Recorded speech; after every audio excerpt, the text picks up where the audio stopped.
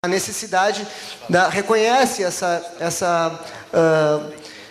vamos dizer assim, essa natureza distinta dos sítios históricos, né, e que cada um desses sítios tem, né, vamos dizer assim, áreas diferenciadas, né, e instrui alguns, né, vamos dizer assim, alguns métodos, alguns instrumentos, né, para que a gente possa reconhecer essas áreas e definir os níveis de proteção.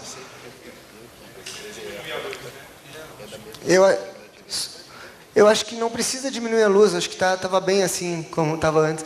Né? Está escuro para nós aqui, o pessoal da coordenação poderia... isso, obrigado, muito obrigado. Senão acho que fica difícil para a gente ler e anotar aqui, fica complicado. Né? Bom, essa área que eu me referi é essa área do conjunto tombado. Bom, veja que toda essa área... Agora sim. Alô? Diminuir a luz, mas não tirar o som, né? Bom, vamos lá. Toda essa área do conjunto tombado, ela tem características diferentes, né? E tem teoricamente, tem níveis diferenciados de proteção, né? Pelo reconhecimento, né, das características de cada uma dessas zonas. Né? Em amarelo, a gente vê todo o conjunto tombado, a área hoje, né, vamos dizer assim, determinada como a área tombada pela portaria. O Graco. Obrigado, Graco. Né? Então, toda essa área é a área, vamos dizer assim, hoje... Aqui, ó. Alô, agora sim.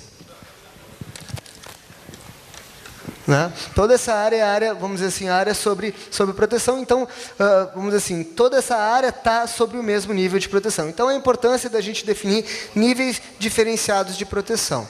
Né? E a questão é como fazer isso. Né? Então, a ideia é que a concepção urbanística de Brasília, né, seja preservada. Ou seja, todos os seus atributos, né, físicos, né, que definem a imagem da concepção, né, e os valores, que às vezes não são valores materiais, são valores imateriais, né, que também compõem, vamos dizer assim, né, a paisagem urbana. Né, que são os valores que já foram muitas vezes comentados, né, desde o informativo, foram reconhecidos, foram divulgados, né, e que vem sendo trabalhado desde a primeira etapa do trabalho, que era a etapa de diagnóstico.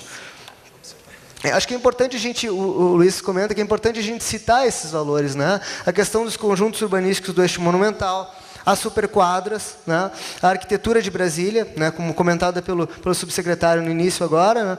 O sentido de unidade e ordenação, que também é um valor importante de Brasília, né? Que acho que poucas outras cidades têm, né, vamos dizer assim, uma característica tão marcante, que é esse sentido de unidade e ordenação que comparece, vamos dizer assim, em quase todas as áreas de Brasília, né? O tratamento dos espaços abertos, né? A ideia de cidade-parque, isso é fundamental que se coloque também, né?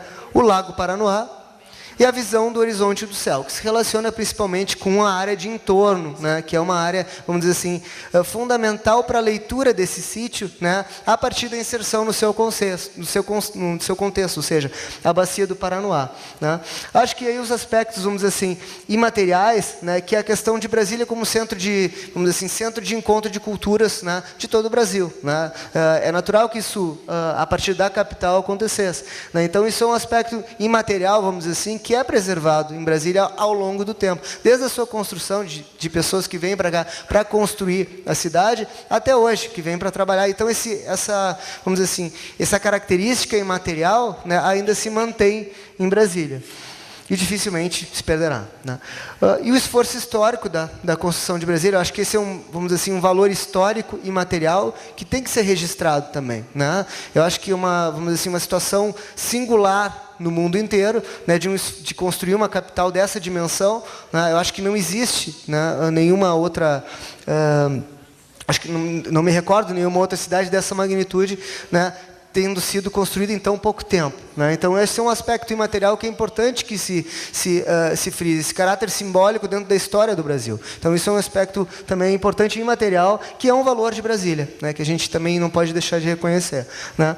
E os acampamentos e ocupações populares. Os acampamentos também são registros históricos, né, da construção de Brasília. Então, são alguns valores que foram identificados, entre outros, né, dentro da etapa de diagnóstico. E que estão amplamente, vamos dizer assim, representados no informativo, que já está disponível e foi, né, enfim, distribuído nos primeiros eventos de participação. Né? Bom, rapidamente entrando na questão das áreas de preservação, que essa delimitação preliminar e macro, vamos dizer assim, uma delimitação, não diria assim, já níveis definidos do que é mais importante preservar, mas a definição de algumas áreas para a abordagem do problema, né? E isso parte essencialmente do quê? Parte essencialmente da legibilidade do desenho de Brasília. Isso é uma questão fundamental que se coloque, né? Como essa leitura, né, vamos dizer assim, do desenho, né, da concepção original de Brasília pode ser lida, né? E isso passa por reconhecer quais os atributos, ou seja, os aspectos físicos que demonstram, vamos dizer assim, né, que conseguem construir essa imagem coletiva, né? Então, isso é um aspecto importante e, obviamente, essa primeira delimitação dessas macro-áreas que depois vão ser apresentadas, né, elas passam por isso, passam por esse objetivo, né, de reconhecer essa concepção urbanística e a partir do desenho do plano piloto. Eu acho que tem uma situação bem singular, que é uma foto que foi há pouco divulgada pela NASA, né, que foi a foto do desenho de Brasília, né? Então, esse desenho de Brasília, ele pode ser lido desde o satélite. Então, essa é uma questão que acho que esclarece um pouco isso, né? Exemplifica essa ideia de ler a legibilidade, né, do desenho de Brasília. Então, essas primeiras definições de áreas passam essencialmente por isso, né? E eu vou passar aqui, ó, eu acho que o Luiz está com outro microfone também, que a gente pode apresentar em conjunto, que é a questão, né, de como fazer essa definição dessas macro-áreas, né? Queres comentar, Luiz? Sim, acho que pode fazer um breve comentário, depois eu dou a palavra de novo para o Rafael. Essa tarefa de construir essas áreas de preservação é uma tarefa para nós muito difícil, porque o objetivo, como o Rafael colocou, é a gente identificar os atributos que fazem parte da concepção urbanística de Brasília. Isso está expresso tanto no escopo do plano de preservação, do PPCUB, quanto no próprio objeto de tombamento nas 3 instâncias, né? Esse é um dos aspectos importantíssimos, é a gente preservar a concepção urbanística de Brasília. Bem, mas se a gente for a partir desse ponto de partida, identificar apenas aquilo que foi previsto no concurso, no desenho, né, feito por Lúcio Costa, para o projeto da cidade, aquilo que se chama o plano piloto, a gente vai estar desconsiderando uma série de contribuições que fazem a verdadeira qualidade de Brasília, né? Brasília vai muito além do desenho inicial do Lúcio Costa, né? A qualidade da cidade avançou muito além disso. Então, nossa tarefa é conseguir, claro, identificar esses aspectos, né, que dizem respeito à ideia do autor da cidade, né, identificar claramente aquilo que que foi o desejo inicial do autor e que efetivamente foi possível de transpor do papel para o terreno, né, e também identificar as contribuições posteriores, os valores que foram agregados posteriormente para a cidade, que é uma cidade viva. Então, a gente começou vendo a questão do sistema viário, né? Tinha que começar por algum aspecto, começou pelo sistema viário, que a gente chama malha viária. Eu peço desculpa para o pessoal que não é muito ligado em mapas, que não conhece muito, mas eu vou tentar ser bem rápido nisso, mas é necessário para a gente colocar isso, né? Então, a gente fez aqui um mapa, onde a gente identificou, primeiro, em vermelho, né, aquilo que estava previsto em termos de ruas, de arruamentos, sistema viário principal, no desenho, naquele papel chamado plano piloto, e que foi transposto fielmente, ou quase fielmente, é muito difícil dizer que alguma coisa foi absolutamente fiel do papel para o terreno, porque houve até deslocamentos na posição de Brasília, enfim, mas as intenções básicas do autor em termos do eixo monumental, né, do eixo residencial, né, a épia, né, algumas estradas importantes de grandes conexões, como a estrada que ligava o aeroporto ao Palácio do Alvorada. Então, o que foi possível ser identificado, que já estava no desenho do projeto e que foi efetivamente implantado, foi marcado em vermelho como um primeiro nível. Mas a gente não pode esquecer que a Brasília não parou em 1960, quando ela foi inaugurada, né? Nos anos subsequentes, o próprio Lúcio Costa teve presente né, nos primeiros anos, lá no Rio de Janeiro, na divisão de urbanismo, enquanto o Oscar Niemeyer trabalhava na divisão de arquitetura, né, pensando, discutindo, propondo, não só ele, mas também uma equipe importantíssima de arquitetos e urbanistas que fizeram parte dessa construção inicial, Nauro Esteves, Milton Ramos, uma série de outros, a própria Maria Elisa Costa, né, tiveram um papel muito importante na transposição, na reinterpretação, na adaptação do plano piloto para a realidade de Brasília. E isso, então, se procurou marcar em azul, que são essas contribuições que dizem respeito especialmente até 1964, talvez avançando um pouquinho mais até 67, quando a divisão de urbanismo é transferida para Brasília, e aí, a partir daí, a cidade tomou um rumo diferenciado.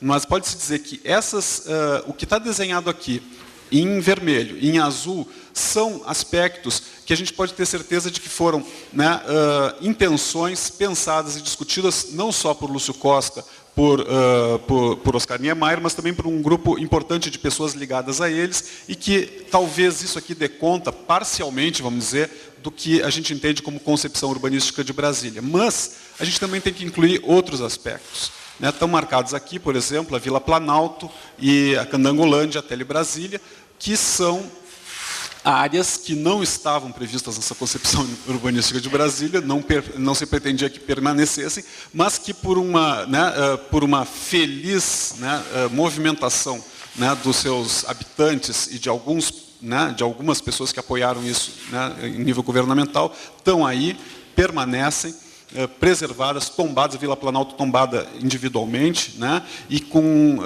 acho que representando assim, com muita honra, com muita qualidade, uma série de outros espaços que infelizmente foram perdidos do mesmo tipo. Né. Então isso é para mostrar que a intenção do plano é também identificar e preservar e valorar aspectos que não estavam previstos na concepção só dos arquitetos. Ok? Vamos passar para o próximo. Bem, esse segundo mapa praticamente mostra os mesmos aspectos, só que não do ponto de vista viário, mas dos quarteirões que estavam previstos, em laranja, os quarteirões que tinham sido pensados, a forma dos quarteirões, o desenho dos quarteirões pensados, né, já no concurso, né, no plano piloto mesmo, no concurso Lúcio Costa, naquela folha de papel que é o plano piloto, e depois as intervenções posteriores que foram necessárias, alterações, complementações, né? Aqui já entra, por exemplo, mostra ali, Rafael, a 700 Sul, por exemplo, né? Ou a 700 Norte, que foram logo de início, logo em seguida, nos primeiros anos, né? A cidade estava sendo já implantada, houve a necessidade da implantação da 700 para abrigar funcionários que não tinham aonde habitar, né? Então, rapidamente foram projetadas aquelas casas pelo Oscar Niemeyer, na FUNCAP, né? Então, esse é o sentido desse segundo mapa, que demonstra também né, o que estava previsto no plano piloto e as intervenções imediatas ou subsequentes nos primeiros anos, na década de 60. Esse terceiro mapa aqui, depois eu passo a palavra para o... São muitos outros, né, mas a gente selecionou alguns para suscitar aqui discussão. É um olhar dos espaços abertos, especificamente aqueles que apresentam maior qualidade em Brasília. A gente sabe a importância da escala bucólica, do fato da cidade ser uma cidade-parque. Esse é um aspecto diferencial de Brasília. Os vazios são expressivíssimos em Brasília, eles reforçam, eles destacam a arquitetura. Então, a gente procurou identificar aqui aqueles que realmente valorar os espaços de uma forma um pouco mais diferenciada, os espaços abertos. Em verde mais escuro, aqueles que foram citados explicitamente no relatório do plano piloto, né? Aqui a gente encontra os eixos rodoviários, o eixo monumental, né? A UNB, o setor de embaixadas, apesar de não estarem colocados exatamente